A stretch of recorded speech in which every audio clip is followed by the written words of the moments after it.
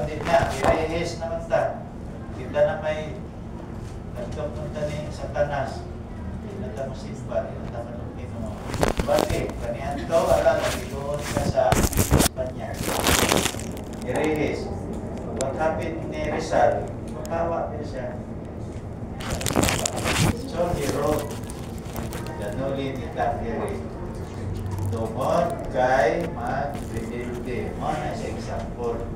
Ibat ang Noli Me Tangere, and yet, ibalik kay bakit kayo kung uncensored. Katong i-censored through the political influence of the Spaniard people. Sa wala pa ta makakuha o independence. Is that? Yes, sir. So, abuse la permit. They were abused because of their power. Nice report, no?